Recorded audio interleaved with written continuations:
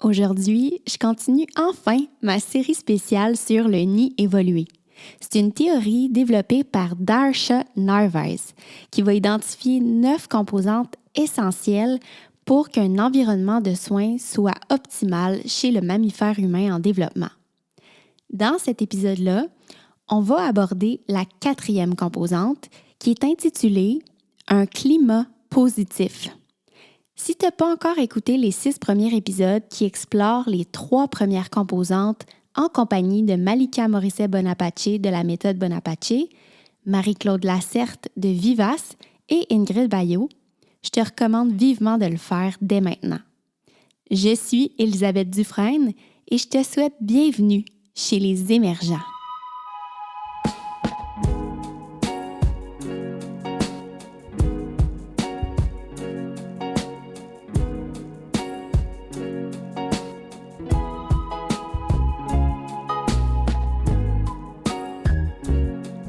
Allô tout le monde, merci d'être de retour. Malgré toute la délicatesse du dernier épisode, j'ai été enchantée de votre réponse. Honnêtement, j'aurais pas pu m'imaginer mieux. J'ai eu énormément de téléchargements comparativement d'habitude de cet épisode-là. Alors peut-être que vous avez découvert le balado grâce à cet épisode sur les garderies. Si c'est le cas, enchantée. Puis j'espère vraiment que vous allez apprécier mon univers. Donc aujourd'hui, pour être honnête avec vous, j'étais assez stressée encore une fois, d'aborder cette thématique-là, mais pas pour les mêmes raisons, pas parce que c'est un sujet qui est chaud, mais plutôt parce que je trouve que c'est une composante qui est extrêmement floue. Un climat positif. OK, qu'est-ce que tu veux dire par là, Madame Narvaez?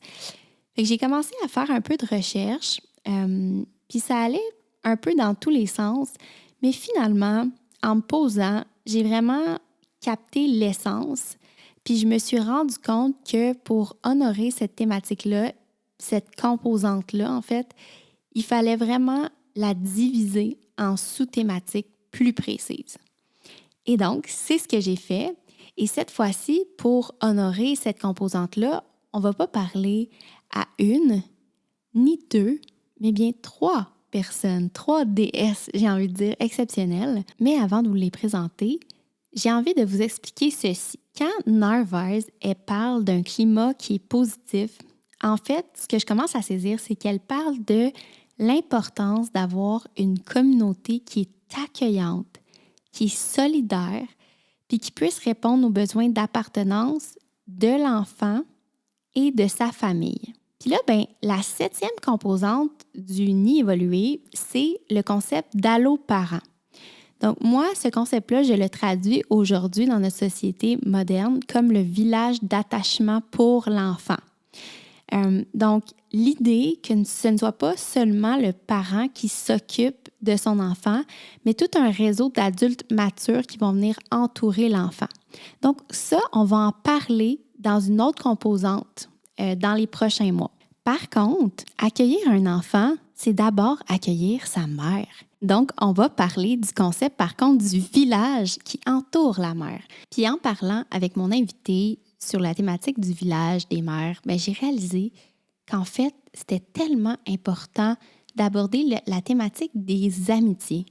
Donc, comment on fait en 2024, quand on est parent, pour entretenir des amitiés? Puis j'ai envie de dire, si tu n'es pas parent comme moi, c'est toute une thématique aussi d'aborder le sujet des amitiés quand on est adulte. Puis quand on n'a pas d'enfants puis que tout le monde autour de nous a des enfants, comment on fait pour tisser tout ça? Donc, je me suis trouvé une autre déesse qui va venir nous ajouter quelques petits hints par rapport à ça.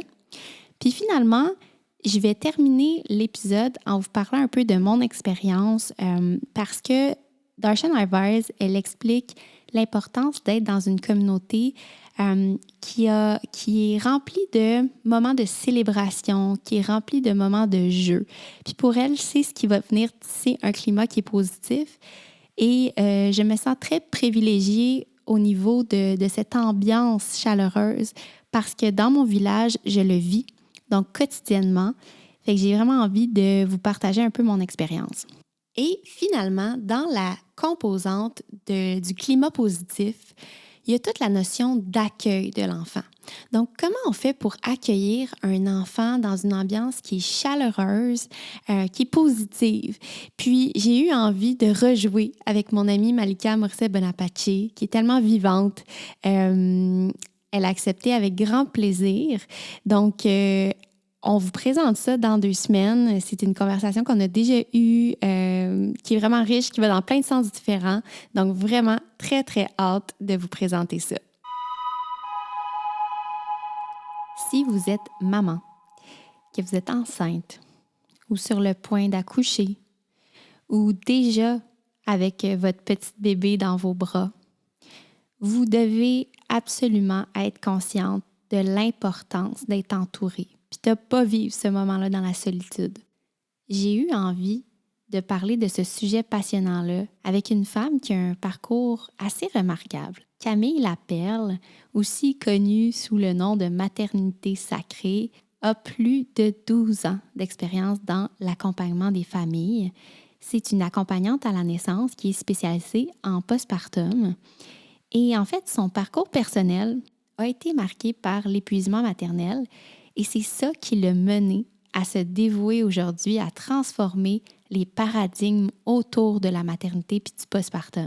Elle a formé plus de 600 doulas postnatales, mettant toujours de l'avant l'importance, donc, de ce village de la matrescence. J'étais pas mal la première de mes amies à avoir un bébé. Puis ma famille était loin. On venait de déménager en plus dans une nouvelle ville.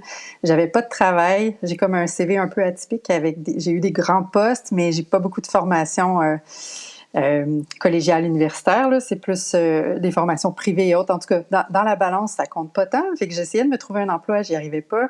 Puis là, je suis tombée enceinte. Et de se trouver un emploi enceinte, c'est pas facile.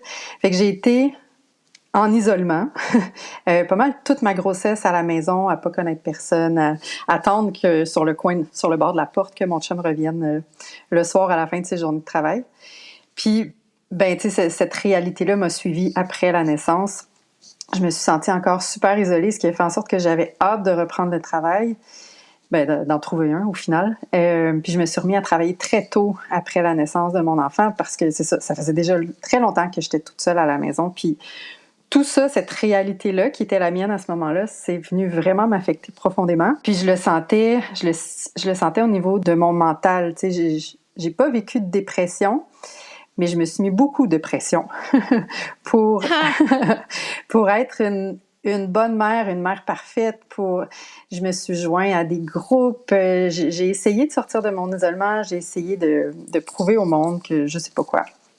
Puis au final, c'est venu me rattraper. Je me suis mis à faire un épuisement parental, un burn-out parental quand ma fille avait 16 mois. À cause de plein de choses, mais entre autres de l'isolement. J'avais ma formation d'accompagnante à la naissance. C'était impossible pour moi d'être doula avec l'astreinte d'être disponible 24/24 pour accompagner des naissances. C'était super difficile en étant toute seule. Pas de réseau, pas de village, pas de famille autour de moi. Puis quand je me suis rendu compte à quel point le postpartum était pas facile, à quel point les femmes vivaient tout plein de choses, entre autres de l'isolement, qui est quand même assez répandu dans notre société actuelle, j'ai eu envie d'aider pour cette portion-là. Puis surtout parce que j'ai vu, en fait, la transformation incroyable d'une femme, là, à quel point on se transforme au travers de l'expérience de la grossesse, de l'enfantement, mais aussi du quotidien avec les tout-petits.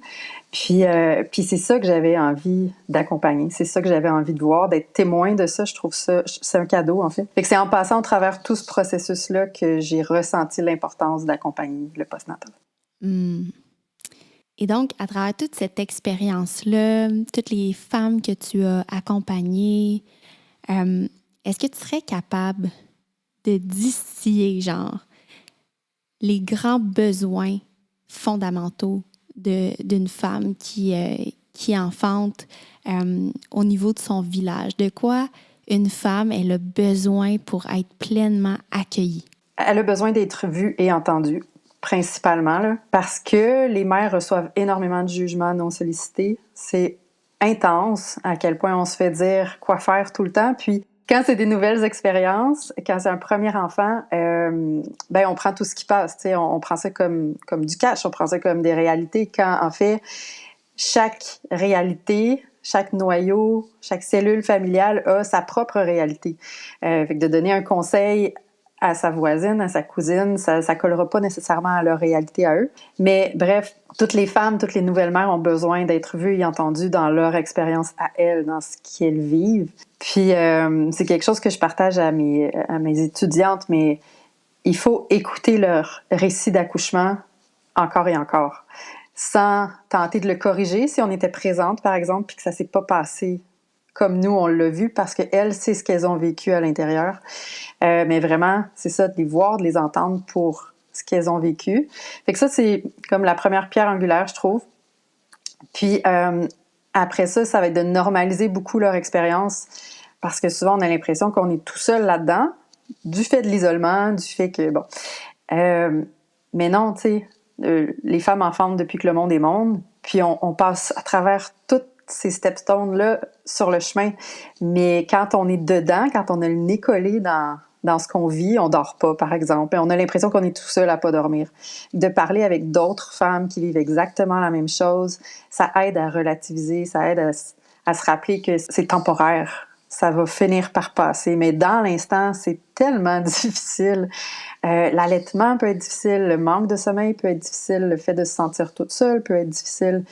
Puis là, tu sais, on rentre pas dans tout ce qui est accouchement traumatique ou violence obstétricale, ou tu sais, il y a plein de choses que je pourrais nommer ici, là, mais juste à la base, là, les trucs qui ressortent le plus souvent, de pas savoir si on fait la bonne chose quand c'est un premier enfant. Est-ce que je suis en train de me planter? Est-ce que je suis un bon parent? On sait pas, tu sais, on apprend sur le tas, comme on dit. Mais ça, de normaliser l'expérience des mères, de les faire se rassembler, de les faire se parler, ça joue aussi beaucoup sur la qualité de sérénité que les nouvelles mères peuvent ressentir. Puis ça, ben, ça a un impact direct sur les bébés aussi, donc sur la famille au grand complet. Fait que je dirais que c'est les deux premières choses, tu sais, les voir, les reconnaître dans leur expérience, puis normaliser ce qu'elles vivent aussi. De juste être là pour elles aussi, je dirais, c'est super basique, là, mais... de prendre le temps de l'écouter dans toutes ses insécurités, dans toutes ses... J'ai mal au dos, puis j'ai les chevilles enflées, puis ça fait vraiment du bien de ventiler tout ça, puis d'avoir quelqu'un qui fait juste nous écouter, puis sans revenir sur son histoire personnelle, mais vraiment juste être là pour elle. Puis tu sais, dans une grossesse, j'ai eu 3 grossesses, 3 accouchements parfaits, j'ai rien à dire, mais j'ai quand même fait de l'anémie, puis tu sais, il y a eu plein de petits trucs qui, au final... Juste de pouvoir le nommer sans que l'autre personne me dise « Ah oui, moi aussi j'en ai fait » ou « Ah oui, mais moi j'ai vécu ça, c'était encore pire ». Juste, c'est ça, d'être là pour elle dans tout ce qu'elle vit. Puis de prévoir du temps pour l'après, de faire des visites, tout dépendant. Là, on les connaît, nos amis, ça peut être des visites spontanées si on a ce lien-là très intime puis qu'on peut arriver dans leur intimité et vulnérabilité. Ou sinon, tu sais, de dédier peut-être des temps pour l'après pour venir... partir une brassée de lavage ou passer le balai, sortir le chien. Il y a plein de choses qu'on peut faire pour aider dans le quotidien. Puis de demander aussi, est-ce que tu as des besoins? Est-ce que je peux être là pour toi? J'aimerais vraiment ça, pouvoir t'accompagner.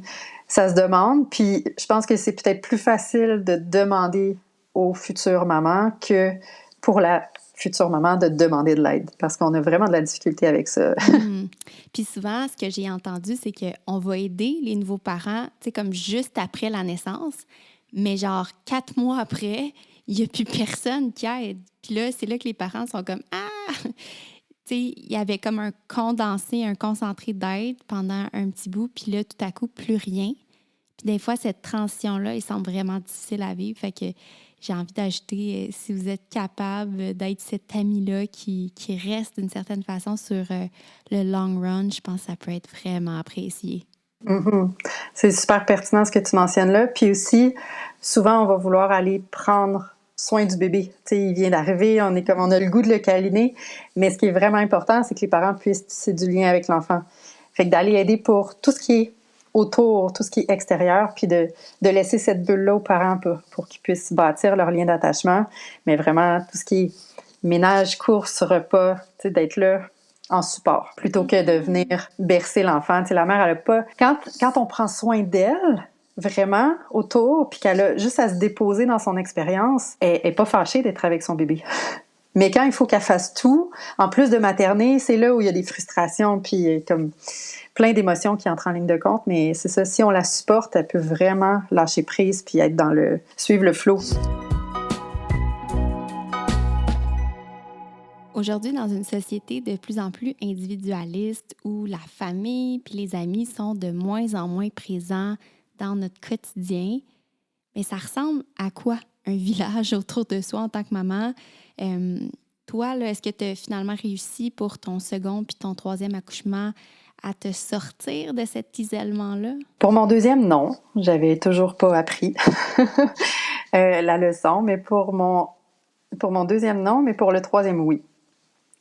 Pour le troisième, j'ai engagé des doulas postnatales, j'ai engagé de l'aide à la maison, j'ai eu une femme de ménage, j'ai eu des gens qui sont venus garder mes plus vieilles pour que je puisse m'occuper de bébé. J'ai eu ma mère qui était beaucoup plus proche aussi, que j'avais briefée, qui avait fini par comprendre à quel point c'était important d'être là pour moi. Puis, ouais, j'ai fini par réussir, mais c'est ça, il faut un peu changer notre perception idéalisée que nos familles vont être là pour nous, nos amis vont être là pour nous parce qu'on a tous des vies un peu trop folles, malheureusement. Puis pour beaucoup, c'est difficile de demander aussi. C'est ça, tu parlais de vulnérabilité, de laisser entrer des gens dans sa demeure, mais c'est aussi le fait de demander de l'aide. Bon, on pourrait s'étendre aussi ici, là, mais ça fait en sorte que je crois qu'à l'heure actuelle, il faut vraiment se bâtir son village avec des professionnels autour, puis de dépenser pour ces services-là dans une certaine mesure. Mais il peut y avoir plein de choses de fait, comme ça peut être des échanges de services avec des gens du voisinage, ça peut être au lieu de, tu sais, pour le shower de bébé, au lieu de demander des bébelles ou de demander de l'argent, ou peut-être, oui, de recevoir de l'argent, mais de l'investir dans des services de professionnels. Ça peut être, tu sais, dès qu'on apprend la grossesse, ça peut être de mettre un petit montant dans une cagnotte à toutes les semaines jusqu'au moment de la naissance. Il y a vraiment plein de façons de voir ça de façon un peu créative pour arriver à bien s'entourer. Après ça, il y a des services qui sont gratuits aussi. Je pense aux marraines d'allaitement, par exemple. Ça peut être intéressant d'aller chercher une marraine d'allaitement en amont pour être sûr d'être bien entouré par après si on désire allaiter. Mais ouais, je pense qu'il faut vraiment se bâtir son village puis penser, il est trop tard après. Il n'est pas trop tard, mais quand tu es dedans, quand tu vis des difficultés, juste faire la recherche, c'est demandant. D'essayer de se trouver une doula postnatale, d'essayer de se trouver un service de traiteur qui a de l'allure, d'essayer de se trouver une femme de ménage quand tu dors pas, puis que tu es prise dans ton quotidien, c'est assez difficile, mais de faire cette recherche-là avant, de se bâtir une liste de professionnels qu'on peut contacter avant ou juste d'avoir les références, puis de pouvoir s'y référer aux besoins. Après la naissance, ça peut être aidant. Ouais, puis sinon, ben c'est juste un flash que j'ai là, mais pour mon troisième, là, j'ai été vraiment gâtée, mais dans la communauté de l'école de mes filles, il y a un meal train qui s'est organisé, un train de repas en français. Puis, ce qui a fait en sorte qu'à chaque 2 jours, à peu près, j'avais un repas chaud sur le seuil de ma porte au moment du souper. Puis c'était des parents de l'école. Il y avait des parents que je connaissais, c'est sûr, mais il y en avait d'autres que je connaissais pas du tout. Puis c'est juste, il y a eu une naissance, puis voilà l'adresse de la personne si vous voulez aller aider. Puis j'ai trouvé ça fantastique parce que j'en parle depuis des années dans mes formations, mais là, de le vivre, de le recevoir pour moi-même, j'ai trouvé ça tellement spécial. J'ai dit, OK, ce soir, on mange de la soupe, puis là, la soupe est super bonne, puis je sais pas c'est qui l'a fait, mais c'était sur mon balcon, c'est extraordinaire. Fait que j'encourage tout le monde tu sais, ça doit partir de nous si on veut que ça se répercute dans le monde. Fait que j'encourage chaque personne qui connaît des femmes sur le point d'enfanter, de préparer des repas pour elles, d'aller, même si c'est pas une demande de la famille, d'avoir ces petites attentions-là, parce que plus on va les voir, ces attentions-là, plus ça va devenir monnaie courante. Avant de rebondir, j'ai vraiment envie de spécifier que quand vous organisez un train de repas, comme tu as pu le vivre, Camille, il existe un site Internet qui s'appelle mealtrain.com, puis ça vous permet en fait d'orchestrer cette aide-là. Donc, les gens s'inscrivent, donc inscrivent une journée, une heure à laquelle ils ont envie de venir porter le repas. Ils peuvent inscrire ce qu'ils vont préparer. Puis, il me semble de mémoire qu'il y a même une option, si c'est comme je vais juste le laisser sur le bord de la porte ou si vous avez envie d'en profiter pour avoir une petite visite, justement pour briser un peu l'isolement. Fait que ça, moi, j'ai des amis qui ont utilisé cette plateforme-là, puis ça a été vraiment chouette. Donc, mealtrain.com, je vais le mettre dans les notes du balado. Puis, pour rebondir sur ton partage, en fait, je trouve ça vraiment particulier qu'aujourd'hui, puis en fait, ça m'a tellement frappée dans ton partage, c'est justement, on est rendu au point où on doit un peu comme accepter de professionnaliser notre village. Puis il y a quelque chose, je me rends compte qu'il y a quelque chose qui m'attriste là-dedans, mais je comprends, tu sais, en même temps, c'est vrai, ce que tu nommes, tu sais, il y a une réalité nouvelle, on a toutes des vies de fous. J'ai envie qu'on plonge un petit peu plus profondément là-dedans. Est-ce que toi, à travers toutes tes expériences, tu as des débuts de réponse sur pourquoi on en serait venu là? Ce que j'ai vu beaucoup, ce que j'ai vécu moi aussi, c'est pas la réalité de tous, là, mais c'est l'éclatement des familles sur le territoire. Tu sais, ma mère, quand elle était à 2h30 de route, de venir chez moi à chaque semaine pour prendre soin de moi, c'était non, tu sais, on se voyait une fois par mois, 2 mois. Ça, j'ai connu ça beaucoup. Puis, tu sais, quand j'étais plus jeune, dans mes jeunes années, j'avais beaucoup d'amis, j'avais un gros réseau. Mais là, maintenant, j'en ai une qui habite en France, j'en ai une qui habite aux Îles-de-la-Madeleine, j'en ai une qui habite en Alberta. Tu sais, c'est encore mes amis, mais je les vois plus. On communique à l'occasion par Messenger, puis on est super contente, mais tu sais, mon réseau est vraiment plus petit qu'il était. Fait que de m'appuyer sur des amis ou de la famille, pour moi personnellement, c'est assez difficile. Puis tu sais, quand je t'ai nommé de, oui, se faire une liste de professionnels dans notre société actuelle, c'est qu'il y a beaucoup qui vivent ça, mais on devrait quand même garder en tête et en priorité de demander de l'aide à nos familles, d'impliquer les conjoints et les conjointes, d'essayer au niveau de son réseau près d'avoir du support, ça c'est certain. Mais c'est ça, direct d'emblée, je suis partie dans ma liste de professionnels parce que c'est un peu la réalité de beaucoup de familles en ce moment. Je pense à quelque chose, tu sais, t'as nommé que tu avais été prise un peu dans une espèce de perfectionnisme où tu te mettais beaucoup de pression par rapport à ta maternité, puis clairement, je sens que je pourrais tomber dans ce piège, même si, tu sais, j'en suis consciente, puis je pense que j'ai espoir que, justement, ça va un peu me protéger de ça, mais veux pas, tu sais, j'ai fait beaucoup de recherches sur des façons alternatives de materner, puis ma communauté d'auditrices, c'est la même chose pour elles. Puis, à un moment donné, quand on veut aussi implanter des nouvelles façons de faire, ben ça prend de la rigueur, ça prend de l'engagement. Puis, faut être fait solide. Puis souvent, ben ça fait en sorte aussi qu'on doit éduquer les gens autour de nous, en fait, qui vont rentrer dans notre village. Puis,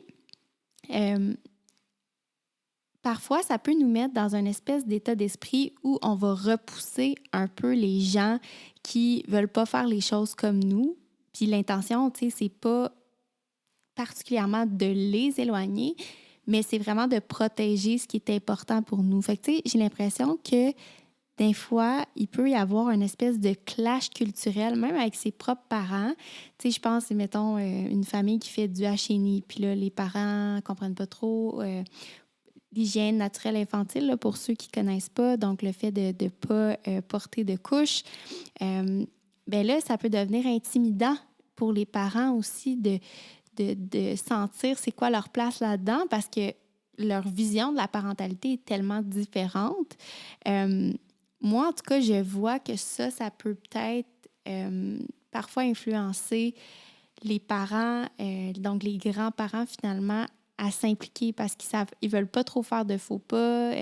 Ils savent pas trop non plus c'est quoi leur place à eux à travers ce projet-là. Je sais pas ce que tu en penses. Clairement. Je pense qu'il y a des visions qui sont vraiment irréconciliables. À l'occasion, ça peut être pertinent de mettre certaines personnes de côté pour respecter notre propre intégrité, nos valeurs, notre noyau familial. Mais il y a différentes... Tu sais, je pense qu'il faut se parler aussi, à quelque part. Puis là, ça va être un gros jugement, tu sais, mais il y a certaines personnes âgées qui vont être très cantonnées dans leur façon de voir la vie, tu sais, qui voudront pas changer c'est ça, leur vision. Puis même si on essaie de discuter ou autre, ils ont vécu autre chose, puis ils sont restés là-dessus. J'ai vécu ça certaines fois dans ma vie. Mais je pense qu'il faut quand même essayer de se parler, tu sais. Puis on peut les voir changer. Je pense juste aux parents de mon conjoint qui, au départ, nous donnaient tout un paquet de bébelles en plastique, puis qui faisaient de la musique, puis c'est pas le genre de jouet que je voulais voir rentrer chez moi, tu sais, avec mes filles. Puis mon garçon, maintenant, j'ai une approche plutôt Waldorf. Fait qu'on a des jouets en laine, puis des jouets en bois.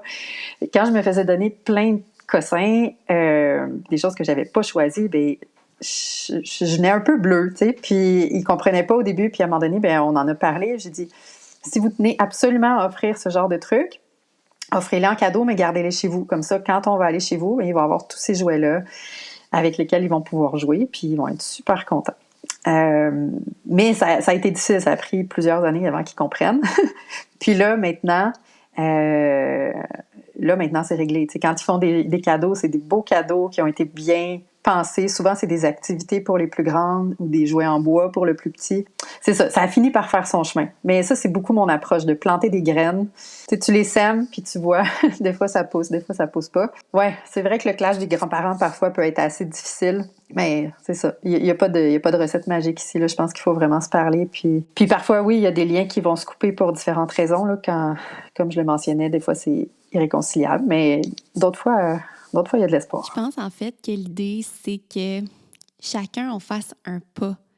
Tu sais, autant que nos parents fassent un pas vers nous pour comprendre qu'on a envie de faire les choses autrement, puis nous aussi de faire un pas de notre côté, de comprendre que c'est ça, ils viennent d'un autre univers parfois, puis que je pense que, tu sais, moi je le vois aussi, des fois j'ai une déclare de ce que je veux, puis ça peut me mettre dans une zone un peu contrôlante, mais tu sais, je réalise qu'en bout de ligne, ce qui est vraiment important pour moi, c'est que mon enfant soit entouré affectivement.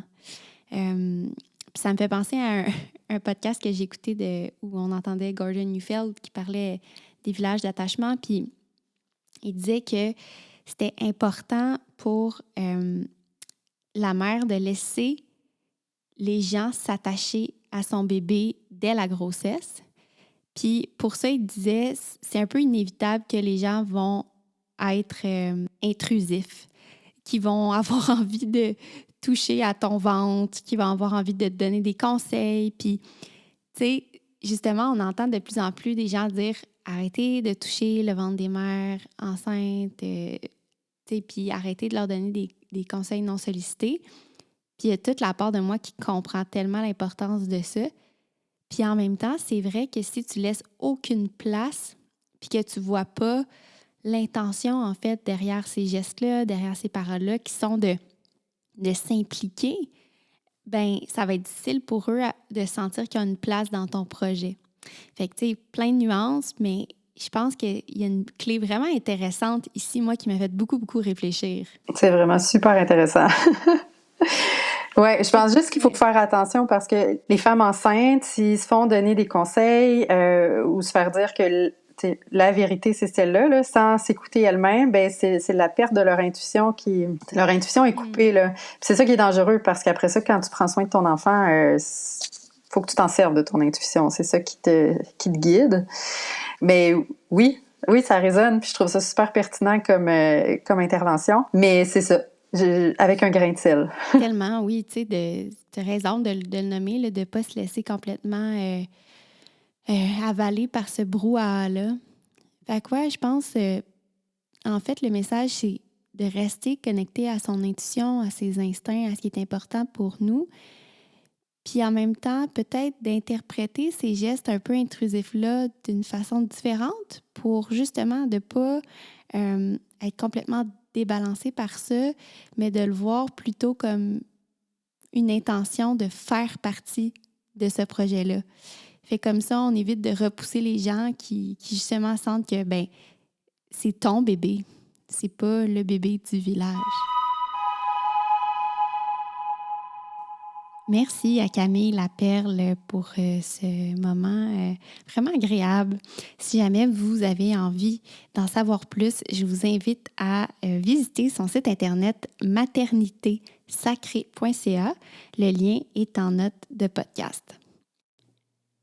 Quand je suis arrivée dans la région des Cantons de l'Est il y a 2 ans et quelques mois, c'était dans l'idée donc de m'installer pour de bon, pour fonder une famille.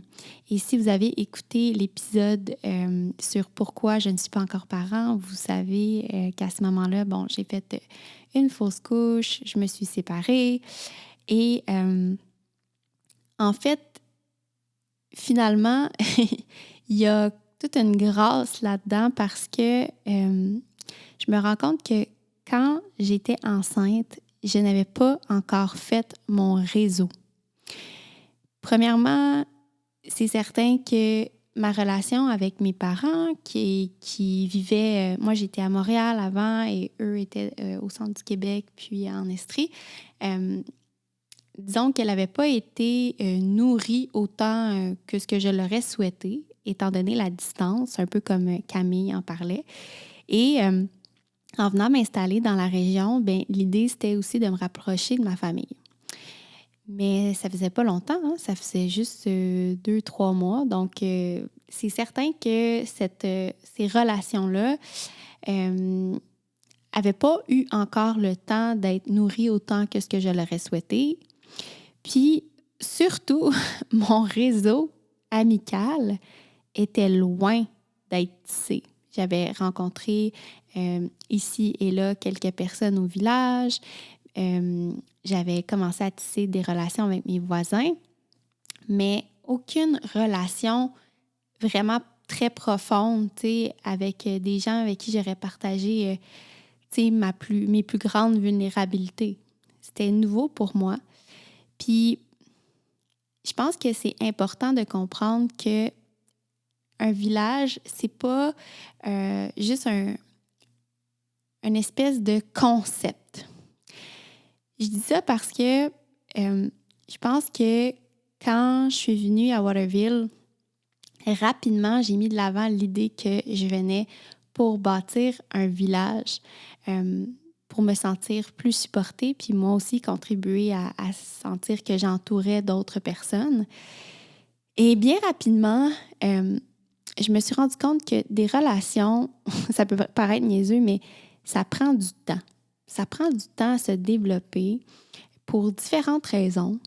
Je pense que c'est juste simplement naturel, premièrement, parce que une relation, ça se tisse à partir du cœur. Puis, nous, les êtres humains, petites créatures vulnérables, ça peut nous prendre plus ou moins du temps selon notre personnalité, selon nos expériences, à ouvrir notre cœur, ce qui est tout à fait sain, en fait. Puis,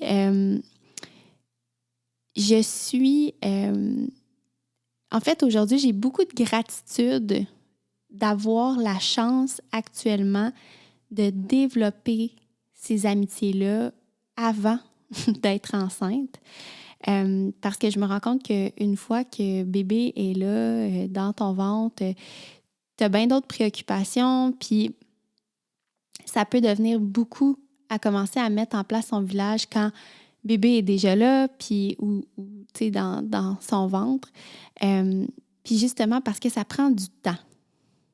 Et surtout, développer des relations amicales, ça demande, quand on souhaite que celle-ci soit profonde, ça demande tout un travail intérieur, surtout quand on a des enjeux d'attachement comme moi.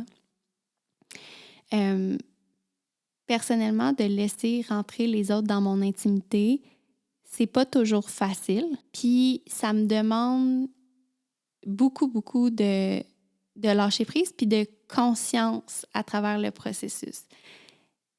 J'ai cette tendance-là à vouloir être vue quand je suis à mon meilleur, mais quand ça va pas, j'ai cette tendance-là à vouloir me cacher, à vouloir être dans mon petit cocon. Puis, c'est pas comme ça que ça marche une amitié, tu sais. Tu peux pas juste te présenter à tes amis sur ton meilleur jour si tu veux. En fait, tu peux faire ça, mais ça va rester des relations superficielles.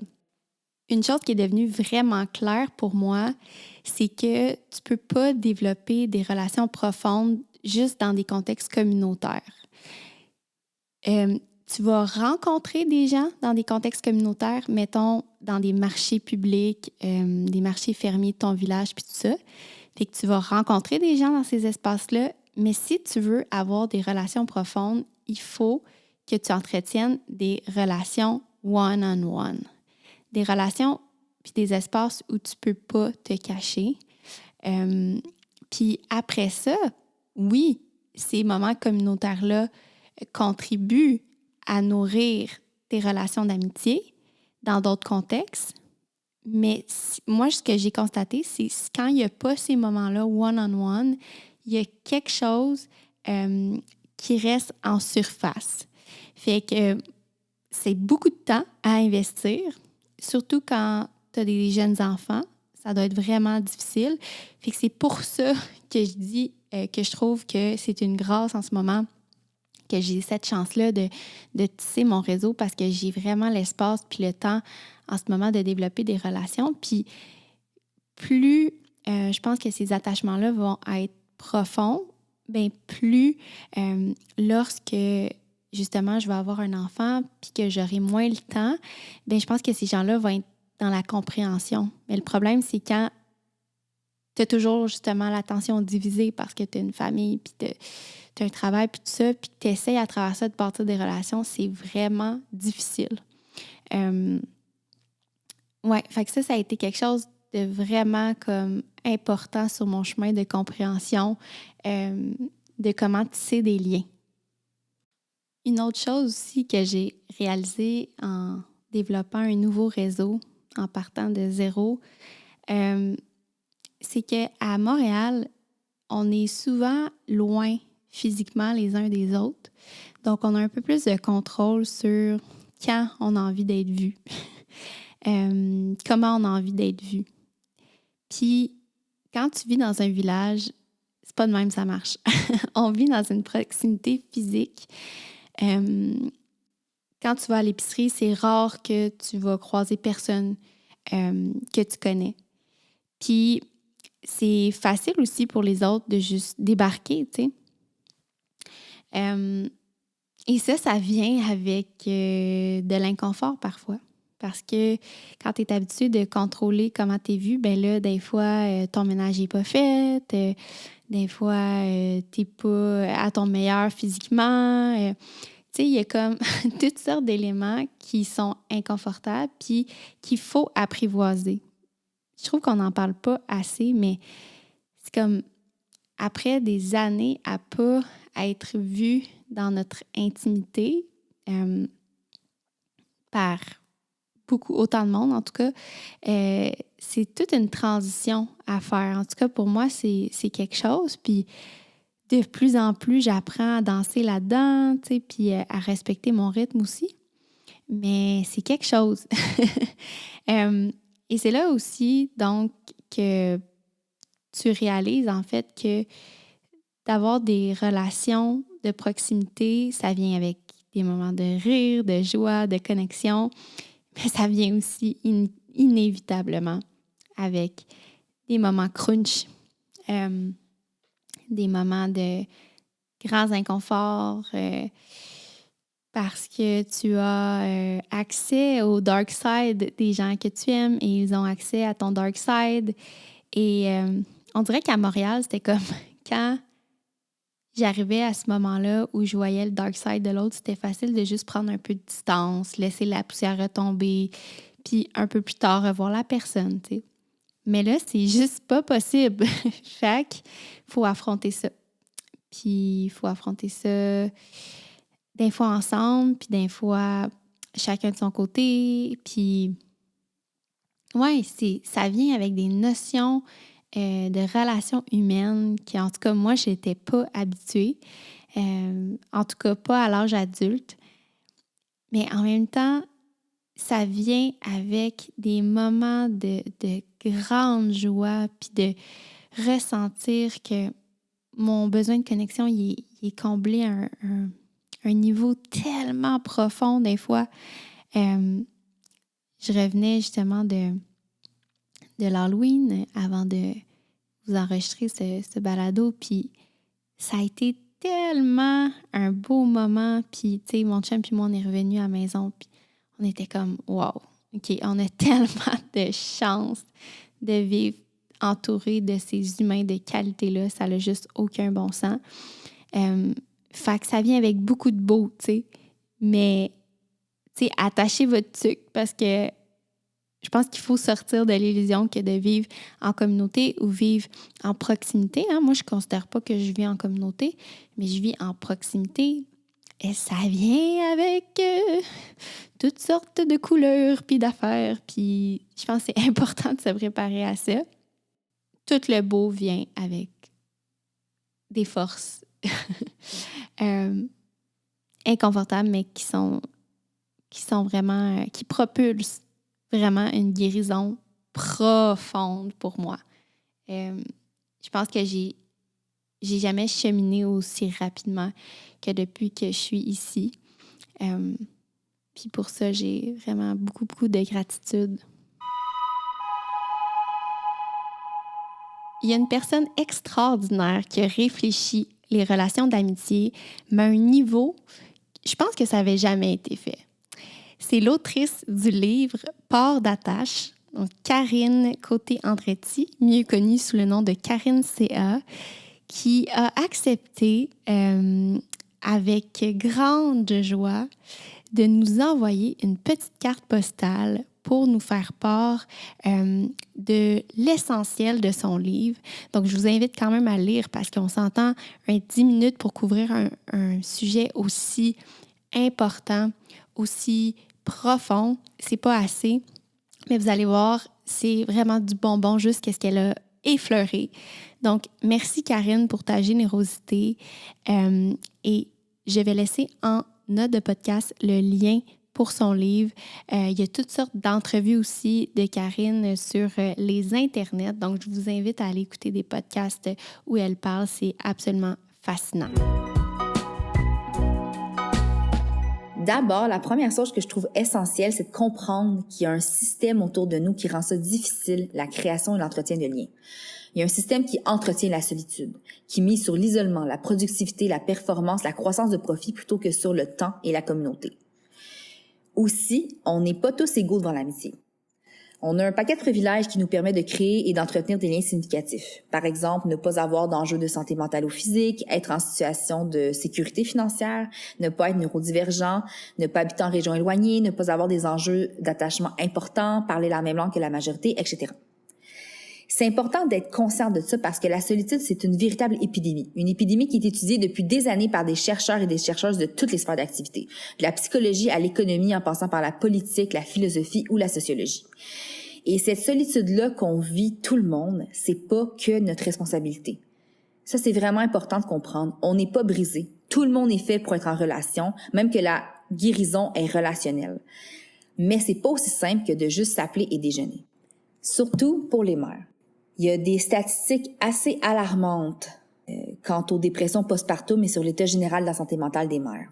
Puis au cœur de ces enjeux de santé mentale-là, c'est la solitude. La solitude, c'est pas le fait d'être seul physiquement, c'est de pas se sentir vu, considéré, compris. C'est un sentiment qui est subjectif. Puis, l'amitié entre mères aussi, elle est particulière. Elle est difficile, mais elle est essentielle. L'amitié entre mères prend racine dans notre vulnérabilité, à travers nos limites testées quotidiennement, puis nos ivresses hormonales. Puis l'amitié entre mères n'est pas rancunière des rendez-vous manqués parce qu'elle sait qu'on s'appartient plus complètement. On élève des enfants en même temps qu'on s'élève les unes les autres. On est amplement suffisante, on n'est juste pas faite pour être mère sans communauté. Mais cette communauté-là est difficile à tisser parce que nos corps sont souvent courbaturés par la charge mentale et le travail invisible. Il y a énormément de solitude dans le prendre soin. Une étude menée sur 10 ans par le Centre de recherche pour l'étude et l'observation des conditions de vie démontre qu'il y a une solitude dans l'excès de liens. Dans des situations de soins, par exemple, pour ceux qui manquent d'eux-mêmes. Et on cite en exemple les mères ou les aidants naturels. Les personnes qui vont vivre de la solitude, de l'hyper-responsabilité qu'on appelle. Donc des personnes qui vont se diluer, se perdre dans les relations qui les absorbent.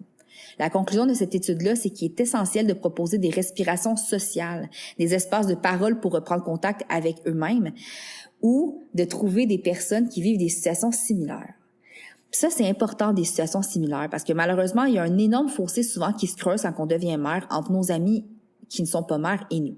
Et ça m'amène au point numéro 2. Il faut renégocier les paramètres de l'amitié de façon éphémère. Ça vaut pour tout le monde, mais surtout pour les mères. Les études sont assez unanimes, le réseau social rétrécit lors d'arrivée d'enfants. Évidemment, on manque de temps, on vit un très grand changement identitaire qui vont souvent faire en sorte que nos valeurs, nos intérêts, nos priorités vont être en mouvance, vont être à redéfinir. Après un enfant, la vie se replace comme lors des tranchées, sauf que les choses ne retrouvent pas nécessairement leur place d'avant, mais le degré de douleur peut être similaire. Ce que j'ai écrit, c'est que la matrescence, c'est se faire traverser sans se faire dévaster. On y laisse sa peau lorsqu'on passe de chrysalide à papillon. Puis lorsqu'un changement important se produit dans notre identité, ça a toujours un impact sur nos relations étroites. Il y a une étude qui suggère que pour préserver nos relations, on doit trouver moyen d'inviter nos amis dans nos nouveaux contextes. Il faut les aider à comprendre une nouvelle vie, puis il faut rechercher activement des moyens de les impliquer puis de les inclure dans notre nouvelle réalité. Puis pour ça, il faut pas avoir peur des conversations difficiles. Ça a été démontré qu'en amitié, les gens vont souvent utiliser l'évitement. Ils vont pas parler des choses qui les dérangent, ils vont pas oser déranger, en fait. Mais ça va souvent mener des amitiés à fondre au noir, à se désengager. Les conversations inconfortables sont nécessaires. C'est difficile parce qu'on n'a pas toutes les mêmes skills relationnels ou communication, puis il faut être sensible à ça. Il faut le communiquer que pendant quelques mois, nos fenêtres d'activité vont être limitées et doivent être adaptées. Il faut communiquer pourquoi on trouve ça rushant, notre réalité en ce moment, ou pourquoi on vit les plus beaux moments de notre vie, puis qu'on a juste envie de parler de ça. Peu importe de quoi, en fait, il faut en parler. Mais ça doit être fait dans le respect de tout le monde. Il y a cette croyance-là qu'il faut s'adapter toujours à la personne qui vient d'avoir un enfant ou la personne qui a des enfants.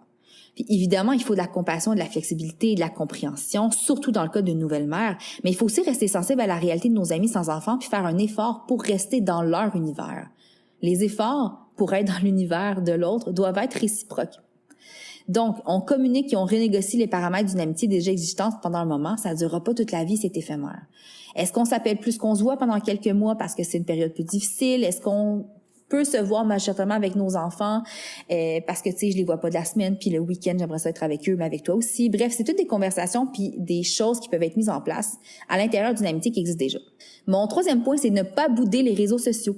C'est un outil vraiment précieux pour être au courant du quotidien de l'autre via le partage des photos, de vidéos. C'est aussi facile de s'envoyer des vidéos, des messages vocaux, de faire des appels vidéo. Je dis souvent que les amitiés entre mères sont des conversations qui ne finissent jamais, mais qui sont souvent interrompues par une brassée de lavage. Donc, c'est vraiment précieux de pouvoir répondre seulement quand on a le temps, quand on a l'énergie. Il n'y a jamais d'obligation. On n'est pas disponible constamment parce qu'on est en ligne, par exemple. Puis ça, avoir des soutiens par messages vocaux ou vidéos, des petits mots, ça permet souvent aux personnes de se sentir vues, de se sentir qu'on prend soin d'eux, de sentir qu'on les aime. Particulièrement pour les nouvelles mères, en fait, ça va les aider à se sentir épaulées sans avoir à bousculer leur nouvelle routine ou leurs nouvelles limites. Puis, surtout, des études ont démontré que les réseaux sociaux peuvent supporter les amitiés et que les discussions via la technologie approfondissent autant les liens qu'une discussion dans la vraie vie. Les réseaux sociaux aussi permettent de rencontrer des nouvelles personnes. Souvent des personnes avec qui on va le voir par les partages qu'elles font, qu'on a des valeurs communes, des intérêts communs, donc on sent qu'il pourrait avoir un clic qui serait plus instinctif. Donc, il faut être courageux et courageuse et oser demander des dates d'amitié. S'il y a une chose que j'ai apprise avec la rédaction de mon livre, c'est que tout le monde vit de la solitude. Tout le monde est un peu insatisfait de ses amitiés. Tout le monde a peur d'avoir la loser, mais tout le monde est super content puis veut juste ça, se faire des nouveaux amis. Puis comme dans une date amoureuse, quand on va prendre une marche ou un café avec une nouvelle personne, il faut parler de nos intérêts, de nos valeurs communes, mais aussi des attentes qu'on a dans une relation. Tu sais, qu'est-ce que vous cherchez dans les amitiés, vous? Aussi, quand vous êtes dans des lieux communs, faut pas bouder le small talk. Moi, j'aime ça voir le small talk comme une chasse au trésor. On jase comme on se promènerait sur la plage avec un détecteur de métal. Puis quand on voit de quoi qui semble prometteur, quand la machine fait bip bip bip, ben là, on creuse. Dernier point, on mix and match. Il y a deux façons de socialiser. Le face-à-face et le côte-à-côte. Le face-à-face, ça va souvent être des conversations autour d'un café. Si on prend le temps de se parler vraiment profondément, de façon significative, on approfondit l'intimité. Mais il y a aussi le côte-à-côte qui va aussi approfondir l'intimité, mais ça va être des activités qu'on va faire avec une autre personne à côté de nous. Dans notre vie, malheureusement, trop effrénée, des fois, on n'a pas le choix de combiner. Donc, est-ce qu'on peut faire l'épicerie avec nos amis? Est-ce qu'on peut pratiquer un sport, aller voir un spectacle? Est-ce qu'on peut se faire des playdates au parc? Ça va permettre d'entretenir la légèreté dans notre vie, puis ça va rendre l'ordinaire un peu plus extraordinaire. Aussi, je sais que c'est difficile, mais inscrivez-vous à des cours, fréquentez des lieux communs. C'est vraiment pas évident, mais je vous assure, pour avoir rencontré plus d'une centaine de personnes dans la rédaction de mon livre, vous n'êtes pas seul à vouloir plus pour vos amitiés. J'ai envie d'ajouter une chose que je trouve vraiment, vraiment pertinente. La science de l'attachement a été étudiée surtout à travers les relations entre les parents et leurs enfants et dans les relations amoureuses. Très, très peu au niveau des amitiés. Les seuls travaux qui existent, c'est souvent avec les enfants ou les adolescents, où vraiment l'amitié là, se déploie puis prend énormément de place dans une vie. Ça, ce que ça veut dire, c'est qu'on prend pour acquis que le transfert affectif va se produire vers une seule personne quand on devient adulte, c'est-à-dire notre partenaire amoureux ou amoureuse. C'est problématique parce que de plus en plus, pas tout le monde qui aspire nécessairement à ces modèles normatifs-là, d'être en relation romantique, d'avoir une famille, etc., etc. Mais ces personnes-là ne sont pas seules pour autant. Ils ont des attachements sécurisants avec plusieurs personnes, des partenaires de vie qui sont des amis. Il y a vraiment des nouveaux modèles qui émergent. C'est surtout partie de la communauté queer, en fait, là, avec la famille choisie. Donc, il y a vraiment des relations d'attachement sécurisants qui vont souvent être protectrices aussi. Donc, des amitiés qui vont être protectrices, qui vont nous aider avec d'autres types de relations. Ce que ça veut dire, par exemple, il y a des études qui ont démontré que pour des personnes qui ont été rejetées de leur famille à cause de leur identité, ces personnes-là vont être capables quand même d'entretenir des liens sécurisants et un attachement sécurisant avec d'autres personnes, puis que ces amitiés-là vont devenir protectrices dans d'autres types de relations. Donc, ça veut dire qu'ils vont pas nécessairement être... Là, je vais utiliser le terme brisé parce que j'ai pas d'autres mots en tête, mais ces personnes-là vont pas nécessairement avoir des enjeux d'attachement. C'est ce que je veux dire. Ces personnes-là vont pas nécessairement avoir des enjeux d'attachement ailleurs parce qu'ils ont eu de très, très fortes et solides amitiés. Donc, c'est vraiment pas à négliger non plus. Je trouve ça important de le mentionner parce qu'on pense souvent que ça vaut pas la peine d'investir autant de temps, d'énergie, de jus de cœur dans une amitié, mais ça vaut tellement la peine. Ce sont des espaces qui sont réparateurs, ce sont des espaces qui sont libérateurs, ce sont des espaces qui peuvent émaner une tellement grande lumière, puis ça vaut tellement la peine de s'investir puis d'être vulnérable, d'avoir le courage vraiment de s'engager entièrement dans une relation d'amitié. Il faut arrêter de hiérarchiser les liens. L'amitié peut être vraiment aussi importante dans notre vie puis nous soutenir autant qu'une relation amoureuse ou qu'une relation avec nos familles. Donc, c'est vraiment important de voir ça sur le même pied d'égalité parce que c'est ça aussi qui va déterminer les ressources et les outils qu'on investit, tu sais. Le temps, l'énergie, notre vulnérabilité, ce qu'on va confier ou pas, puis ça va nous permettre d'approfondir l'intimité.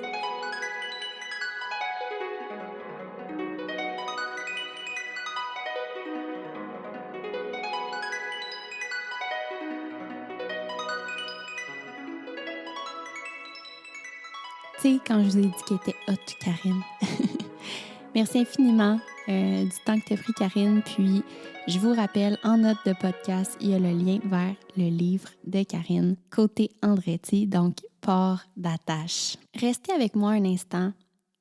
On va terminer la première partie de cette exploration de la composante numéro 4 du nid évolué en adressant le sujet des communautés vivantes. Donc, quand on fait des recherches sur la composante du climat positif, on réalise que Narvaez, elle parle, oui, donc de l'importance des amitiés profondes, mais aussi d'une communauté qui est vivante. Et elle va être un peu plus spécifique en parlant de l'importance des célébrations, de l'importance de jouer, de l'importance de chanter, de danser. Puis je me suis dit, mon Dieu, je pense que ça, je le vis déjà. Puis j'ai eu envie de vous partager un peu où j'en suis par rapport à tout mon rapport à la communauté. Donc là, je vous ai brièvement parlé de mon rapport aux amitiés, mais tout l'aspect communautaire, justement, ressemble à quoi en ce moment? Pour ça, j'ai envie de vous décrire un peu la semaine qui vient de s'achever pour que vous puissiez mesurer un peu à quoi ressemble une semaine dans ma vie en ce moment. Je ne vous partagerai pas tous les moindres détails. Je vais vraiment focusser sur l'aspect communautaire. Donc, par exemple, le lundi, maintenant, avec les Vivaces, mes amis Vivaces que vous connaissez certainement, si vous ne connaissez pas, allez jeter un œil sur leur travail. C'est super intéressant puis très complémentaire avec des choses que je partage ici. Mais on a mis en place un projet qui s'appelle Jeux libres Waterville. Vous avez peut-être eu la chance de voir le documentaire Repenser l'éducation dans un monde en transformation de Pastel Fluo. Donc, on a la chance de voir des images de ce projet, Jeux libres Waterville. Et quand les Kodak sont venus, c'était un gros événement avec des gens, oui, de Waterville, mais il y avait aussi des gens de l'extérieur de la région qui étaient venus. Mais là, on a décidé, en faisant des différentes rencontres communautaires, que ce qui était important, en fait, c'était la fréquence plus que la grosseur de l'événement. Fait que maintenant, à tous les lundis, de 15h30 à 17h, on se retrouve au centre communautaire puis on joue. Donc, on apporte des pièces libres, ouvertes et polyvalentes, puis on se retrouve entre adultes, entre enfants pour jouer ensemble. Bien sûr, souvent, les adultes sont assis par terre puis ils en profitent pour jaser entre eux, mais il y a aussi plein de moments où on fait des gros jeux ensemble. Donc, par exemple, ce lundi, on a fait des games de ballon chasseur. Ça a été extraordinaire. Ça a été vraiment drôle. Puis, honnêtement, là, après ça, c'est comme te bouger, te connecter.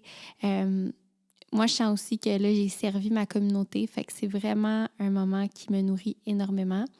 Donc, je pense que pour un enfant, d'avoir accès à ça, ça contribue vraiment à se sentir accueilli parce que justement, il y a des événements dans lesquels il se sent inclus et où l'ambiance est vraiment vivante. Tu sais, on a tellement ri parce que les adultes retombent un peu en enfance là, en jouant à ces jeux-là. Fait que de voir des adultes animés, allumés, qui jouent avec eux, c'est tellement beau. Fait que oui, je suis vraiment fière de contribuer à offrir cet espace-là avec Marie-Claude puis Vincent. Donc, très beau succès le lundi.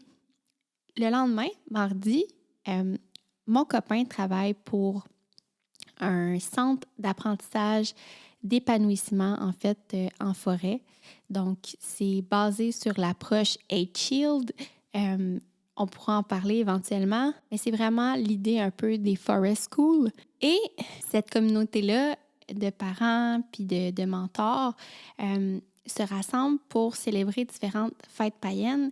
Et donc, nous sommes retrouvés pour célébrer la Samhain, donc qui est l'Halloween version païenne. Et ça a été vraiment un beau moment. On a chanté, on a fait un petit rituel avec des photos des personnes qui étaient décédées. On a fait un feu, on a partagé un repas, on a joué, on a pleuré, on a connecté. Fait que ça a été vraiment tellement comme significatif pour moi parce que ça fait longtemps quand même que je fréquente ce réseau-là. Puis justement parce que j'ai commencé à nourrir des relations plus individuelles avec certaines personnes qui font partie de ce réseau-là, tranquillement, ça fait beaucoup de sens de les retrouver parce que je sens que je retrouve des gens avec qui, c'est ça, j'ai un lien profond. Puis là, ça commence vraiment à goûter plus à une communauté. Je fais une distinction entre réseau puis communauté. Je vais faire un podcast éventuellement sur la question. Donc, si c'est quelque chose qui vous intéresse, je pense que ce sera bien intéressant.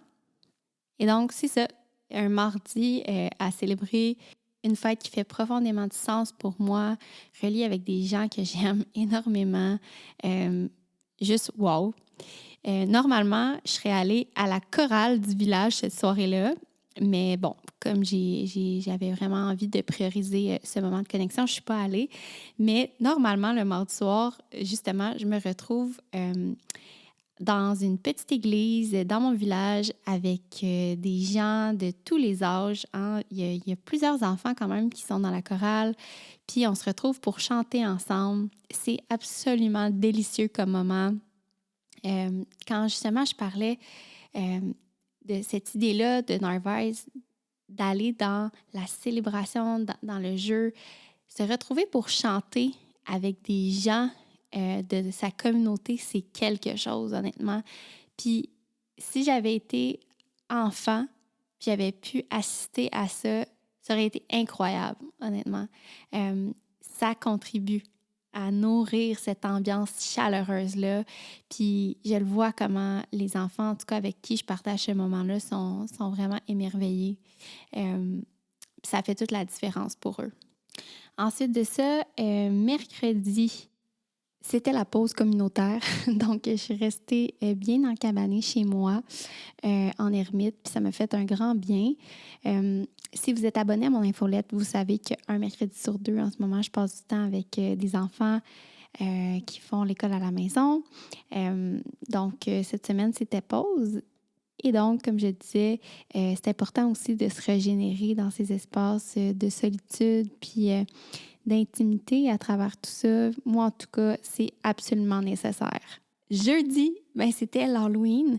Donc, on s'est retrouvés avec plein d'amis du village. On s'était donné 1 heure pour se rencontrer, pour se montrer nos costumes d'Halloween. Puis après ça, on est partis ensemble faire la grande tournée. Donc, encore une fois, un moment full vivant. Moi, je me souviens, quand j'étais petite, de se retrouver entre familles pour passer l'Halloween, c'était toujours plus magique que de juste le passer avec mon petit noyau. Fait que je me mettais dans la tête des enfants, dans le cœur des enfants, puis j'étais comme « Wow, ça doit être juste tellement incroyable! » Puis nous, à Waterville, l'Halloween, c'est toujours super vivant puis magique. Le comité organisateur avait pris une petite pause, fait qu'il n'y avait pas autant d'animation que d'habitude, mais j'étais surprise de voir que c'était pratiquement autant vivant que d'habitude. Fait que ouais, c'est constamment ces petits moments-là. Puis tu sais, à travers tous ces moments-là, j'ai revu les mêmes enfants, là. Fait que c'est beau, vraiment, pour eux d'avoir autant de moments festifs comme ça, entourés de leur famille. Ça, c'est tellement précieux. Puis, le lendemain, on avait le hockey parce que mon copain a parti une ligue de hockey bottine pour les jeunes homeschoolers surtout. Il y a quelques enfants qui vont à l'école qui viennent. Puis, on se retrouve souvent entre adultes. On se tire une couverte. Là, j'avais une amie qui avait apporté de la tisane, une autre qui avait apporté son tarot. Puis, on s'est écrasé dans le gazon, puis on jase durant des heures. Des fois, j'apporte un petit projet d'artisanat pendant que les enfants jouent au hockey. C'est tellement des beaux moments, honnêtement. Puis, tu sais, le vendredi, on a aussi au fournil du village, on a la soirée pizza, donc on peut se retrouver là-bas pour manger de la pizza puis jaser. Nous, finalement, on n'est pas allés. On avait besoin de notre petit moment cocon. Mais c'est pour dire que des opportunités, premièrement, de jouer ensemble, de célébrer ensemble, de chanter ensemble, de danser ensemble. On a des danses traditionnelles. Moi, honnêtement, je ne suis pas allée explorer encore, mais je sais qu'il y a beaucoup de familles de la région qui se retrouvent pour danser à ces endroits-là. C'est vivant. Puis d'offrir ça à ses enfants, ça a un impact sur ce sentiment-là d'être entouré justement d'un climat qui est positif. Même si je trouve que ce mot-là, il est un peu dol, positif, parce que je trouve que le mot « vivant » me parle beaucoup plus. Le négatif, entre guillemets, fait partie de la vie aussi, puis fait partie de ce qui nous met en mouvement, de ce qui nous rend vivants. Fait que j'ai goût de rebaptiser climat positif pour climat vivant, mais climat accueillant aussi, climat chaleureux, climat de jeu. Ouais, on a vraiment la chance ici à Waterville d'avoir tout ça. Bref, en cultivant des relations qui sont profondes, puis en tissant notre propre village, on fait bien plus que simplement s'entourer. On comble un de nos besoins fondamentaux, celui de la connexion, puis celui aussi du soutien. Puis comme le dit Darshan Harvez, ça fait partie intégrante de notre nid évolué, de notre environnement de soins idéal. Puis comme le rappelait Karine, tout autour de nous semble nous détourner de ces liens essentiels-là. Fait qu'avancer pas à pas, en douceur avec nous-mêmes, puis s'engager à bâtir notre communauté, c'est vraiment un acte de résistance. c'est de choisir de prendre soin de soi, vraiment, de nos proches, de nos enfants, en puisant dans la force d'un collectif qui est vivant. Merci d'avoir partagé ce moment-là avec moi aujourd'hui, puis d'être là pour nourrir cette vision-là.